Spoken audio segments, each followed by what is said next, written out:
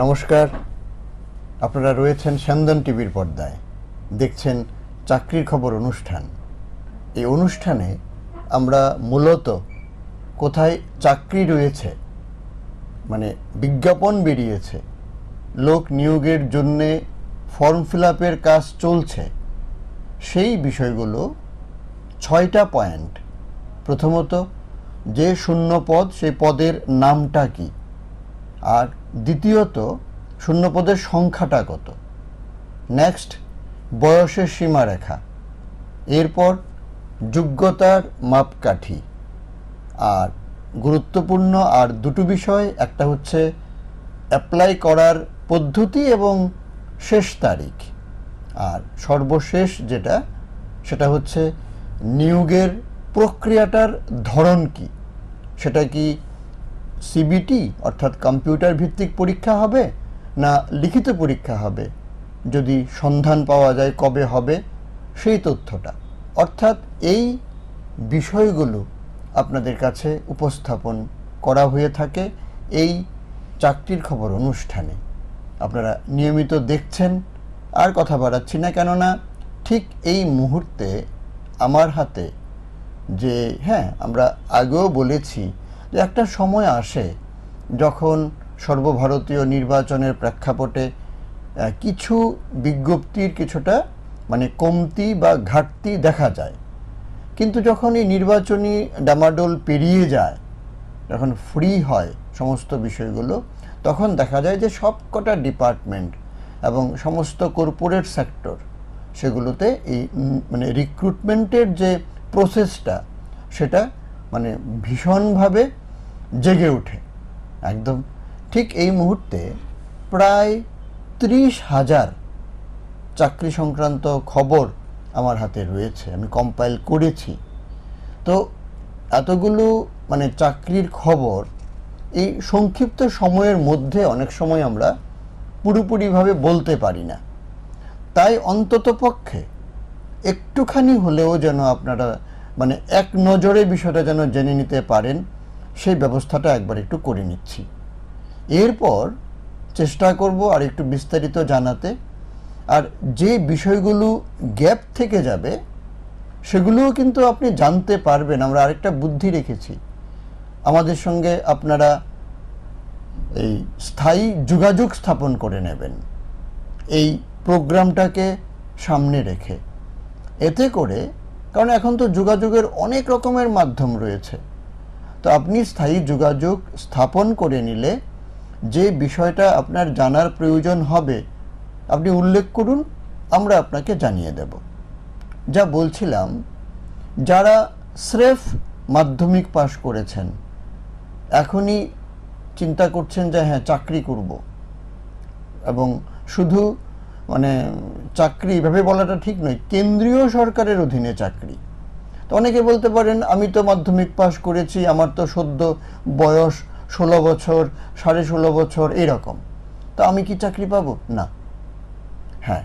কথাটা এইরকম হবে যে ন্যূনতম শিক্ষাগত যোগ্যতা মাধ্যমিক পাস, আর ন্যূনতম বয়স 18 বছর।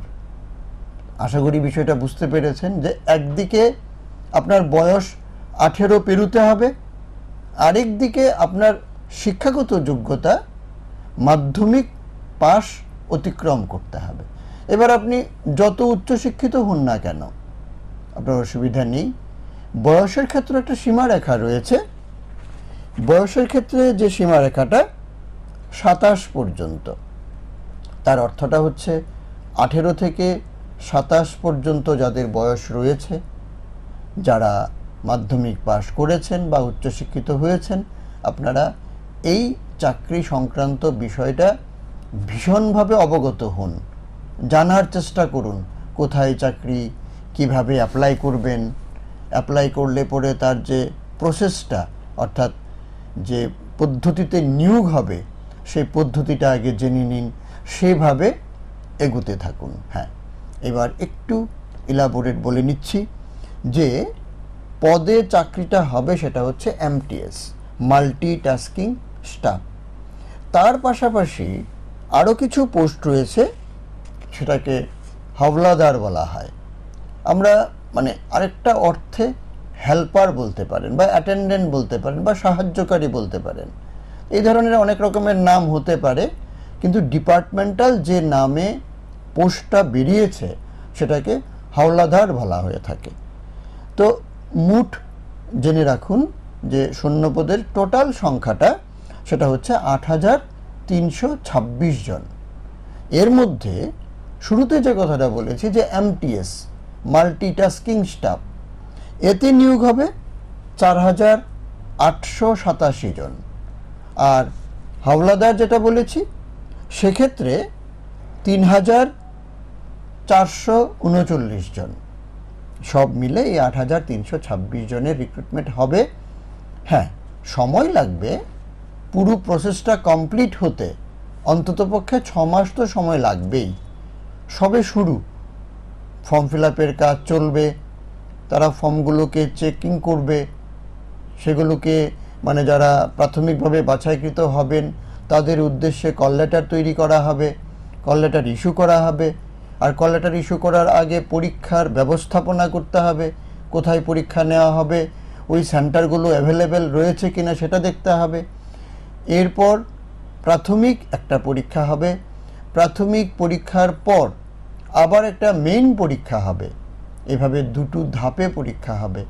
এরপর রেজাল্ট আউট হবে, রেজাল্ট আউটের পর পেপারস ভেরিফিকেশান হবে, তারপর রিক্রুটমেন্ট হবে। আপনি ধরে নিতে পারেন যে এই এখন থেকে শুরু হলে চলতি 2024-এর পুরো সময়টা পেরিয়ে যাবে সেটার প্রসেসিং শেষ হতে।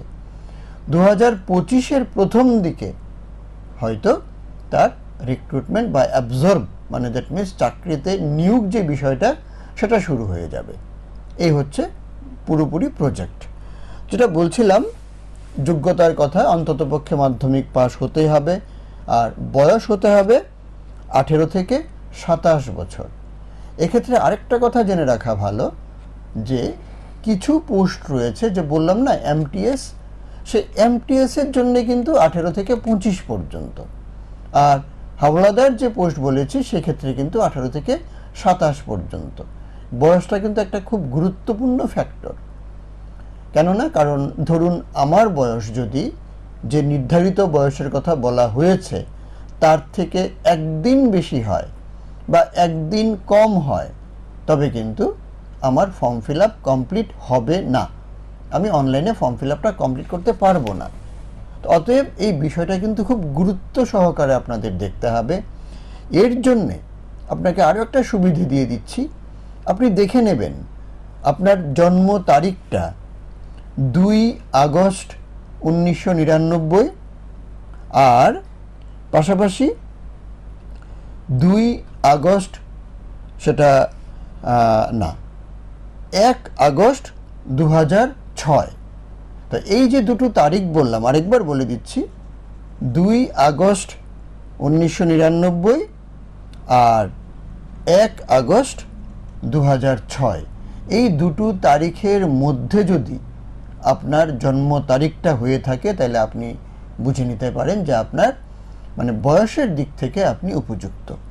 যখন আপনি হিসেব করুন না আপনার নির্ধারিত জন্ম তারিখের সঙ্গে এই চলতি বছরের 1 আগস্ট 2024 এই তারিখটাকে বেস ধরে আপনি হিসেব করে নিন, আপনি দেখে নিন আপনার বয়স যদি 18 থেকে 25-এর মধ্যে হয় তবে এমটিএসের জন্য অ্যাপ্লাই করতে পারবেন, আর 18 থেকে যদি 27-এর মধ্যে হয় তবে আপনি দুটো পোস্টের জন্যই অর্থাৎ এমটিএস এবং পাশাপাশি আপনি হাওলাদার যে পোস্ট রয়েছে সেটার জন্য অ্যাপ্লাই করতে পারবেন।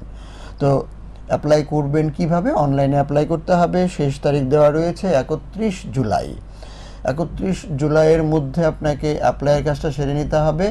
আর অ্যাপ্লাইয়ের ক্ষেত্রে মানে কিছু প্রার্থীদের ক্ষেত্রে কিন্তু একটা এক্সাম ফি দিতে হয়, যদিও সেটা খুবই কম পরিমাণে। আবার কেউ রয়েছেন যাদের রিল্যাক্সেশন রয়েছে, অর্থাৎ এই ক্ষেত্রে ফি দিতে হবে না। তো যাদের ফি দিতে হয় তাদের উদ্দেশ্যে একটা কথা বলছি যে আপনি তাড়াহুড়ো করে এই যে শেষ তারিখ বললাম 31 জুলাই, 31 জুলাইয়ের মধ্যে ধরুন আপনি আপনার ফিটা জমা করতে পারলেন না, কোনো অসুবিধা নেই। আপনার জন্যে এই ফি জমা করার জন্য আরও একদিন অতিরিক্ত পেয়ে যাবেন। তবে হ্যাঁ, ওই একদিন পেরিয়ে গেলে কিন্তু আপনি আর আপনার ফি জমা করতে পারবেন না, যারা ফির ক্ষেত্রে প্রযোজ্য। আর যাদের প্রযোজ্য না তাদের তো কোনো অসুবিধা নেই, ফি জমা করতে হবে না। আর সেক্ষেত্রে আরেকটা সুবিধে রয়েছে, অনেক সময় আমরা যখন অনলাইনে ফর্ম ফিল আপ করি আমরা দেখে থাকি যে আমাদের অনেক সময় দেখা যায় কি যে আমাদের ফর্ম ফিল আপের ক্ষেত্রে কোনো রকম মিস্টেক হয়ে থাকে বা ভুল হয়ে যায়। এই ভুলটা শুধরে নেওয়ার জন্যে একটা ভালো পদ্ধতি রয়েছে। ওনারা অর্থাৎ এসএসসি থেকে একটা নির্দিষ্ট সময় দেওয়া রয়েছে, 16 এবং 17 আগস্ট এই দুটো তারিখে আমরা অনলাইনে ওপেন থাকবে। সেটা যদি কোনো কারণে কারোর ফর্ম ফিল আপে ভুল হয়ে থাকে সেটা কারেকশন করার জন্য সুযোগ রয়েছে। এরপর হচ্ছে পরীক্ষার নির্ঘণ্ট। হ্যাঁ, এইটুকুন জানিয়ে দেওয়া হয়েছে যে অক্টোবর নভেম্বর নাগাদ অনলাইনে যে পরীক্ষাটা হবে সেটা আগরতলা সহ সবকটা রাজ্যের প্রত্যেকটা রাজধানী, পাশাপাশি বড় বড় শহরগুলো, আপনি ধরে নিতে পারেন সারা দেশে প্রায় শতাধিক সেন্টারে পরীক্ষা নেওয়া হবে।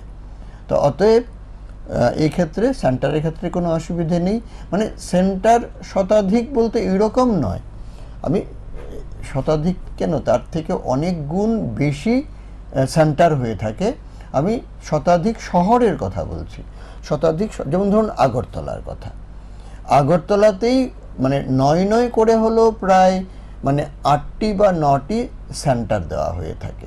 তো এইরকম প্রত্যেকটা শহরে এই ধরনের কিন্তু প্রচুর সংখ্যক সেন্টার দেওয়া হয়। অতএব সেন্টারের জন্য আপনার কোনো চিন্তা করতে হবে না।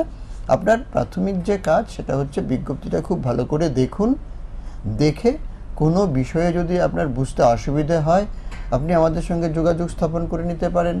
আমরা আপনাকে সহযোগিতার হাত বাড়িয়ে দিতে পারি, অন্ততপক্ষে বিজ্ঞাপন বুঝার জন্যে এবং অনলাইনে অ্যাপ্লাই করার জন্যে।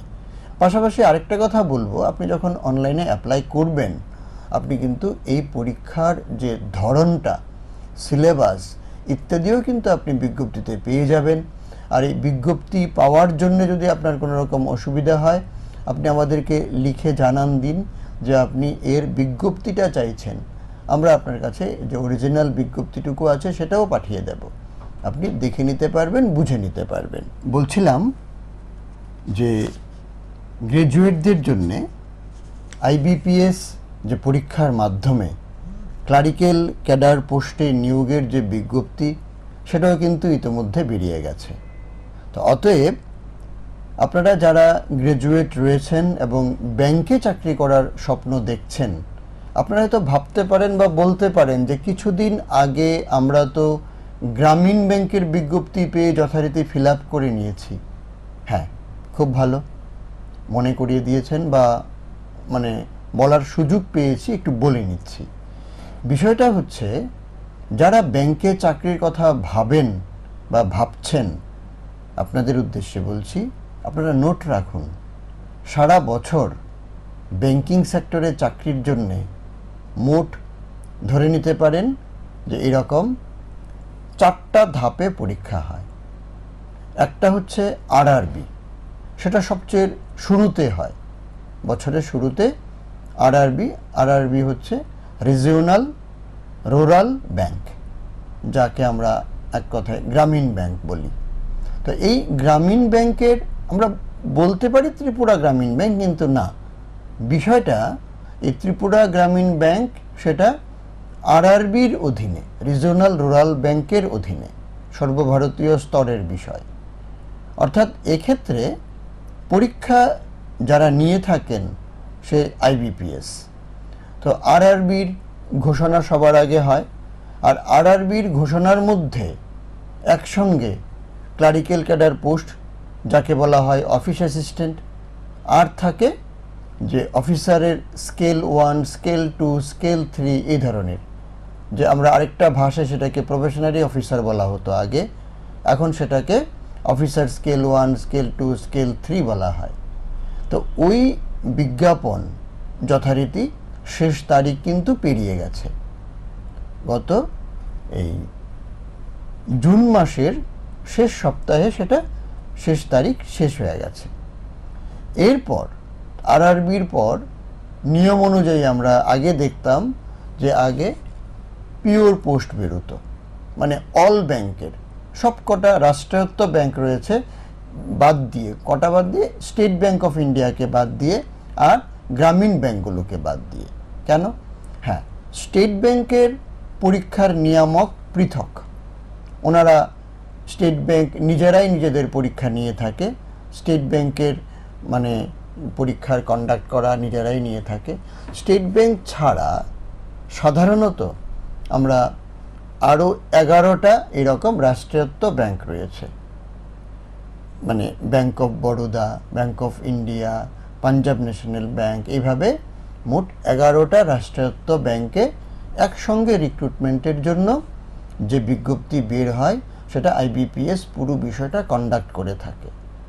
বিগত সময়ে দেখেছি যে সবার আগে মানে এই আইবিপিএসের সর্বভারতীয় অল ব্যাংকের পরীক্ষার ক্ষেত্রে আমরা দেখেছি যে আগে বের হয় পিও পরীক্ষার মানে ঘোষণা। এইবার একটু ব্যতিক্রম দেখা গেছে, এইবার শুরুতে ক্লারিক্যাল ক্যাডার পোস্টের ঘোষণাটা বেরিয়ে গেছে, অর্থাৎ ক্লারিক্যাল ক্যাডার পোস্টের জন্যে যে বিজ্ঞপ্তিটা সেটা 6128 জনকে নিয়োগ করা হবে, এ ধরনের একটা বিজ্ঞপ্তি। আর এই যে সংখ্যাটা বললাম এটা কিন্তু সবকটা রাজ্যের সবগুলো রাষ্ট্রায়ত্ত ব্যাংকের হিসেব থেকে এগুলোকে যোগ করে 6128 বের করা হয়েছে। এইবার আপনি যখন অ্যাপ্লাই করবেন আপনার কিন্তু কিছু কাজ রয়েছে। আপনি বিজ্ঞপ্তি পড়ে আগে দেখে নেবেন রাজ্য ওয়ারি যে শূন্যপদের সংখ্যা সেটাও কিন্তু সেখানে উল্লেখ রয়েছে। আপনি যে রাজ্যে বাস করছেন সেই রাজ্যের শূন্যপদের সংখ্যাটা কত, তার আবার ক্যাটাগরি ভিত্তিক বিভাজন কেমন রয়েছে, সমস্ত কিছু বিজ্ঞপ্তিতে রয়েছে। আর বিজ্ঞপ্তি তো আর 1-2 পাতার বিজ্ঞপ্তি নয়, সেটা অনেকগুলো পাতার বিজ্ঞপ্তি। আপনার কাছে নেই, আপনি চেয়ে নিতে হবে আমাদের থেকে, বা সার্চ করে খোঁজ করে বের করে নিতে হবে যদি সেলফ নিজে নিজে যদি বের করতে চান। আর আমাদের সহযোগিতা নিয়ে যদি আপনার হাতের মুঠো ফোন রয়েছে সেটাতে দেখতে চান তাও করতে পারেন, তবে বিষয়টা আপনার মানে আয়ত্তে আনতে হবে। আপনি বিজ্ঞপ্তি পড়ুন, বিজ্ঞপ্তির মধ্যে পেয়ে যাবেন যে এই শূন্যপদের বিভাজন পুরোটাই লেখা রয়েছে। আগেই বলেছি যোগ্যতা, যে কোনো ডিসিপ্লিনে আপনি গ্র্যাজুয়েশন কমপ্লিট করেছেন বাস হয়ে গেল, আপনি উপযুক্ত, টেনশন নেই। আর বয়স, এক্ষেত্রে বয়সটা হবে 20 থেকে 28-এর মধ্যে, অর্থাৎ মানে সর্বোচ্চ 28 বছর বয়স। তো আরেকটা কথা বলে রাখি, এই যে 28 বছর বলেছি সেটা কিন্তু সাধারণ প্রার্থীদের জন্য। যারা ওবিসি রয়েছেন আপনাদের জন্য 3 বছর, যারা এসসি বা এসটি রয়েছেন আপনাদের জন্য 5 বছরের শিথিলতা রয়েছে, যারা শারীরিকভাবে বিশেষ সক্ষম প্রার্থী রয়েছেন আপনাদের জন্যও কিন্তু একদিকে যেমন শূন্যপদের সংখ্যা নির্দিষ্ট সংরক্ষিত রয়েছে, আরেক দিকে বয়সের সীমারেখাতেও কিন্তু নির্দিষ্ট হারে শিথিলতা রয়েছে। আপনারা এগুলো দেখে নিতে হবে।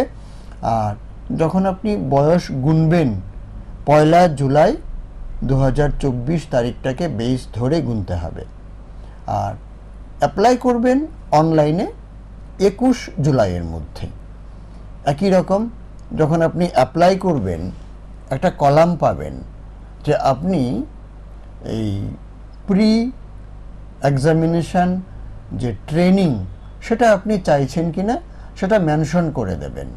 হ্যাঁ, এক্ষেত্রে একটা আবার অব্লিগেশন রয়েছে, সবার জন্য কিন্তু এই ট্রেনিং প্রোগ্রামটা ওপেন হয় না। অর্থাৎ এক্ষেত্রে যারা এই ট্রেনিংয়ের সুবিধাটা পেয়ে থাকেন ফ্রি অফ কস্ট, বিনামূল্যের কথা বলছি, যারা পেয়ে থাকেন আপনারা বিজ্ঞপ্তিতে দেখে নেবেন মানে কোন ক্যাটাগরির প্রার্থীদেরকে এই বিশেষ সুবিধাটা দেওয়া হচ্ছে। অতএব আপনারাই যখন ফিল আপ করতে যাবেন তখন কিন্তু আপনারা দেখবেন এই পোর্শনটা, অর্থাৎ এই পিইটি অর্থাৎ প্রি এক্সামিনেশনের ট্রেনিংয়ের যে কলামটা সেটা আপনি সিলেক্ট করার সুবিধে পাচ্ছেন। অন্যদের ক্ষেত্রে যারা সিলেক্ট করার সুবিধা পাবেন না, আপনারা কিন্তু সেই জায়গাটায় আপনার কারসারটা যাবে না। অতএব অ্যাপ্লাই করার সময় বুঝে নিতে পারবেন যে আপনি এই সুবিধাটা পাচ্ছেন কিনা। যাই হোক, ওনারা বিজ্ঞপ্তিতে বলে দিয়েছেন, আমি বিষয়টা আপনাদেরকে জানিয়ে রেখেছি। যে কথাটা বলছিলাম যে পরীক্ষার কথা, হ্যাঁ, একই রকম সিবিটি মেথডে হবে, কম্পিউটার বেস টেস্ট। সেক্ষেত্রেও কিন্তু আগরতলা সহ সারা দেশে প্রচুর সংখ্যক এ ধরনের সেন্টার পেয়ে যাবেন। সেন্টারেরও কোনো চিন্তা করতে হয় না, আপনি আপনার সুবিধা মতো সেন্টারে পরীক্ষা দিতে পারবেন। আর সেক্ষেত্রে বয়সের কথা আগেই বলে দিয়েছি, 20 থেকে 28 পর্যন্ত হতে হবে। যে সিবিটির কথা বলেছিলাম সেটা কিন্তু বেশি সময় দেবে না, আগস্টের মধ্যে কিন্তু প্রিলিমিনারি পরীক্ষাটা হয়ে যাবে, এইরকম একটা সম্ভাবনা রয়েছে বিজ্ঞপ্তির মধ্যে। আরেকটা কথা, এটা কিন্তু একটা পরীক্ষার মাধ্যমে নিয়োগ হবে না। সেক্ষেত্রে আপনি প্রাথমিক পরীক্ষায় সফল হলে আপনাকে আবার ডাকা হবে মেইন পরীক্ষার জন্যে। আর মেইন পরীক্ষাটা অক্টোবর নাগাদ হতে পারে, সেরকম একটা সম্ভাবনা কিন্তু বিজ্ঞপ্তিতে উল্লেখ রয়েছে। আপনি যখন বিজ্ঞপ্তি পড়বেন আপনারাও কিন্তু সেই বিষয়টা দেখে নিতে পারবেন। বলছিলাম, এই যে পরীক্ষা নেওয়া হবে, এই পরীক্ষাটার যদি আগাম একটু আভাস, অর্থাৎ কোন সিলেবাস থেকে পরীক্ষা হবে, কত নম্বরের পরীক্ষা হবে, কতগুলো প্রশ্ন আসবে, প্রশ্নের ধরন কীরকম থাকবে, নেগেটিভ মার্কিং রয়েছে কিনা, অর্থাৎ ভুল উত্তর করলে আপনার নম্বর কাটা যাবে কিনা, আর কতটুক সময় পাবেন পরীক্ষা দেওয়ার জন্যে, এই তথ্যগুলি যদি আপনি আমাদের থেকে জেনে নিতে পারেন, আশা করি আপনার প্রস্তুতি নেওয়ার ক্ষেত্রে কিন্তু অনেকটা সুবিধে হবে। কি বলেন? আশা করি বিষয়টা ঠিক বুঝতে পেরেছেন। তা মানে সত্ত্বেও আমি এইটুকুন আপনাদেরকে এক নজরে বলে দিচ্ছি যে মোট 100টি প্রশ্ন আসবে। আমি প্রিলিমিনারি পরীক্ষার কথা বলছি। হ্যাঁ, আপনি যখন প্রিলিমিনারি পরীক্ষা পাশ করে মানে সফল হয়ে আপনি মেইন পরীক্ষার জন্য আবার নির্বাচিত হবেন, আপনি আবার আমাদের সঙ্গে যোগাযোগ করবেন, আমরা আপনাকে জানিয়ে দেব মেইন পরীক্ষার সিলেবাসের ধরনটা কেমন হবে। যেহেতু প্রথম পরীক্ষা প্রিলিমিনারি, প্রথমত এই প্রিলিমিনারি পরীক্ষাটার ধরনটা জেনে রাখুন। 100টি প্রশ্ন হবে এমসিকিউ প্যাটার্নে, আর নম্বরও থাকবে এক এক করে 100। তার মানে 100 নম্বরের পরীক্ষা, 100টি প্রশ্ন এমসিকিউ প্যাটার্নের প্রশ্ন। আর এখানে মারাত্মক ফ্যাক্টর যেটা কাজ করে সেটা হচ্ছে সময়, মাত্র 60 মিনিট, 1 ঘন্টা। 1 ঘন্টা সময়ের মধ্যে আপনাকে 100টি প্রশ্নের উত্তর দিতে হবে। তাও কি এই 100টি যে প্রশ্ন আসবে সেটা 3টা বিষয়ের উপর ভিত্তি করে থাকবে। ইংলিশ ল্যাঙ্গুয়েজ, যে ক্ষেত্রে 30টি প্রশ্ন আসবে, 30 নম্বর থাকবে। আর নিউমেরিক্যাল অ্যাবিলিটি, যেটাকে আমরা সংক্ষেপে বাংলায় গণিত বলে থাকি, সেক্ষেত্রে 35টি কোশ্চেন থাকবে আর নম্বরও থাকবে 35। আর রিজনিং অ্যাবিলিটি, যেটাকে আমরা বুদ্ধির প্রশ্ন বলে থাকি, সেক্ষেত্রেও কিন্তু 35টি প্রশ্ন আসবে। তো এইভাবে ভেঙে বলার পেছনে কিন্তু একটা ছোট্ট কারণ রয়েছে।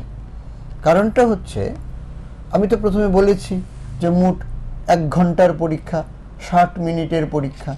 অর্থাৎ আপনার যখন পরীক্ষা শুরু হবে, অনলাইনে পরীক্ষা, সিবিটি পরীক্ষা, অর্থাৎ কম্পিউটার বেস টেস্ট, আপনার সামনে একটা কম্পিউটার থাকবে, আপনি মাউসে হাত দেবেন, মাউস দিয়ে পরীক্ষাটা আপনি কমপ্লিট করছেন। অর্থাৎ এক্ষেত্রে যে জরুরি বিষয়টা আমি বলেছি, 3টা বিষয় থাকবে। 3টা বিষয়ের মোট সময় পাবেন 60 মিনিট বা 1 ঘন্টা।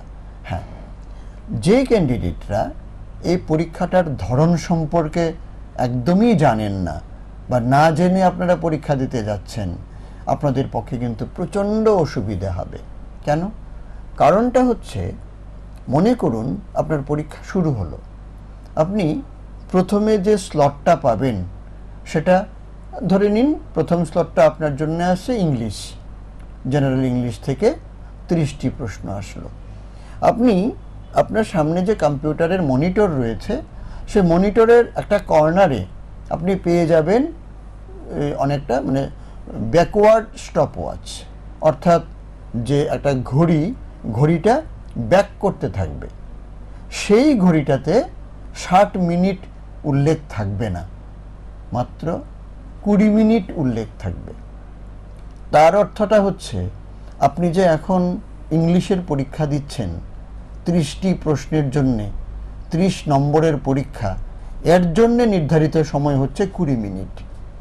এই 20 মিনিট সময়টা স্রেফ ইংলিশ পরীক্ষার জন্যে। আপনি যদি ইচ্ছে করেন যে আপনার 20 মিনিটের মধ্যে আপনি 15 মিনিটের মধ্যে আপনার পরীক্ষা কমপ্লিট করে নেবেন, এই সুবিধে কিন্তু আপনি পাবেন না। আপনি 5 মিনিট আপনাকে অপেক্ষা করতে হবে পরবর্তী ডিসিপ্লিনে যাওয়ার জন্যে। এটা অটোমেটিক মেথড। 20 মিনিট কাল শেষ না হলে আপনার মানে মনিটরের যে স্ক্রিনে যে পরবর্তী যে প্রশ্ন, মনে করুন পরবর্তী প্রশ্নটা হবে নিউমেরিক্যাল এবিলিটি, গণিতের প্রশ্ন, কিন্তু সেটা 20 মিনিট ক্রস না হলে কিন্তু আসবে না। তার মানেটা হচ্ছে আপনাকে এই 20 মিনিটের মধ্যে ইংলিশ কোশ্চেনগুলোর আনসার করতে হবে। আরেকটা দিক রয়েছে এক্ষেত্রে। এবার ধরুন আপনি এই 30টা প্রশ্নের জন্যে, আপনি 30টা প্রশ্ন আনসার করার জন্যে আপনার 20 মিনিট মনে হচ্ছে যথেষ্ট নয়। আপনি যদি আরেকটু সময় পেতেন তাইলে হয়তো আপনি সবকটা আনসার করতে পারতেন। এই সুবিধাটাও কিন্তু আপনি পাবেন না। আপনার জন্য স্টিপুলেটেড এই 20 মিনিটের মধ্যেই 30টা প্রশ্নের উত্তর শেষ করতে হবে। এরপর যে ধাপটা আসবে, আবার বললাম নিউমেরিক্যাল এবিলিটি, 35টি প্রশ্ন, আবার 20 মিনিট সময়।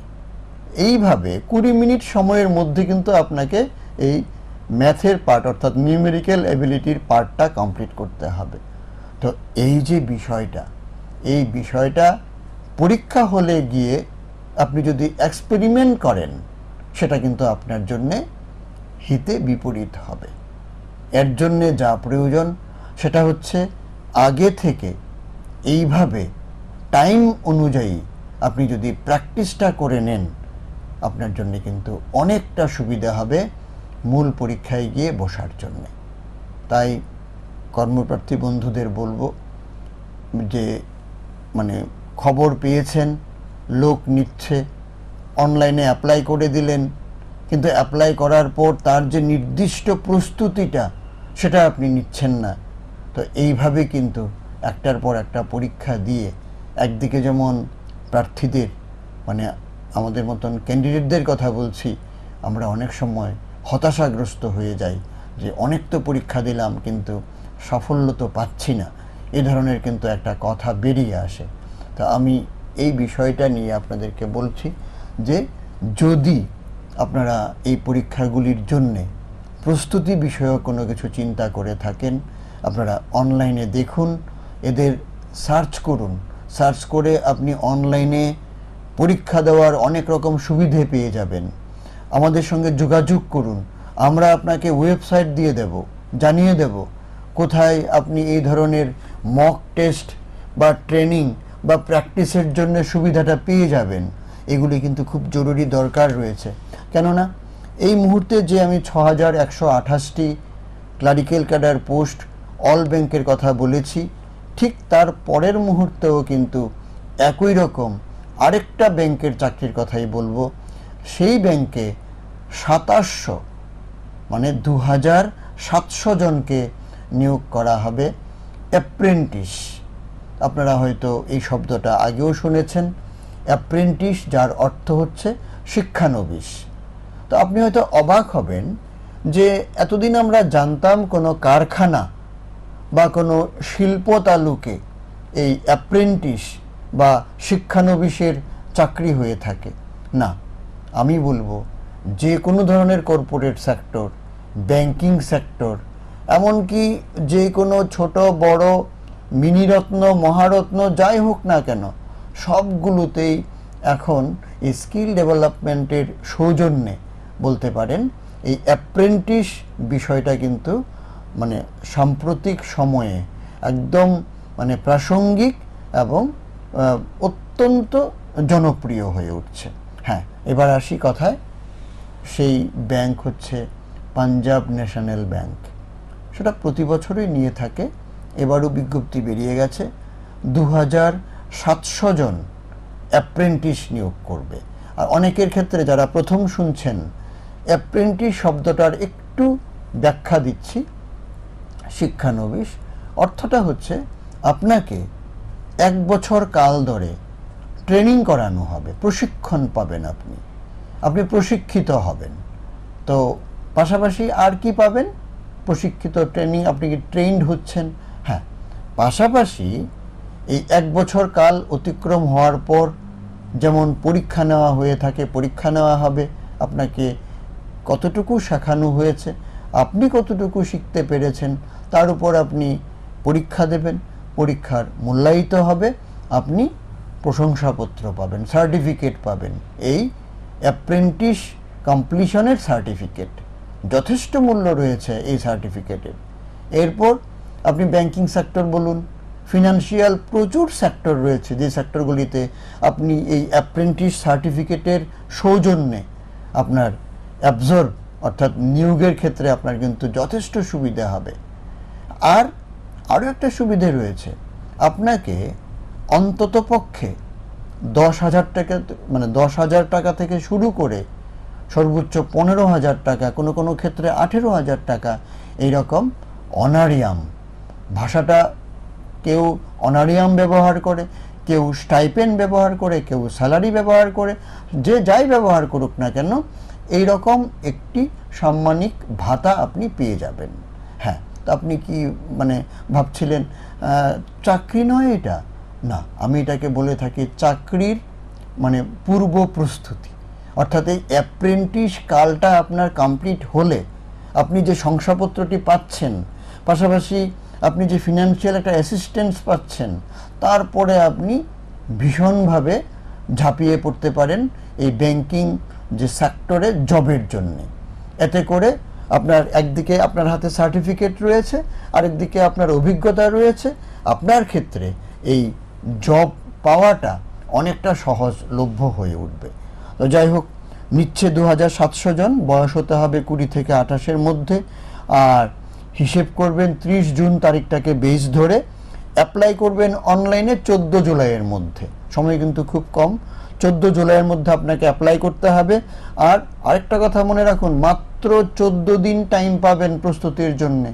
28 জুলাইয়ে পরীক্ষা নেওয়া হবে, আগরতলায় সেন্টার রয়েছে, সারা দেশে সেন্টার পেয়ে যাবেন। যদি এই ওয়েবসাইট লিংক এগুলোর দরকার হয়, আপনি হোয়াটসঅ্যাপে আমাদের নম্বরে 9436120305 এই নম্বরে লিখুন। আপনি স্যন্দন টিভির পর্দায় চাকরির খবর অনুষ্ঠান দেখে আমাদের সঙ্গে যোগাযোগ স্থাপন করছেন। স্যন্দন টিভির কথাটা আপনাকে লিখতেই হবে, নাহলে আপনাকে আমরা চিনব না। তা আপনি এই কথাটুকু লিখে আমাদের সঙ্গে স্থায়ী যোগাযোগ স্থাপন করুন, আর জিজ্ঞাসা করুন আপনার প্রশ্ন, আপনি কি চাইছেন, আমরা আপনাকে সহযোগিতার হাত বাড়িয়ে দেব। তো চলুন, আজকের মতন এই চাকরির খবর অনুষ্ঠান এখানটায় শেষ করছি। আপনাদের অসংখ্য ধন্যবাদ। নমস্কার।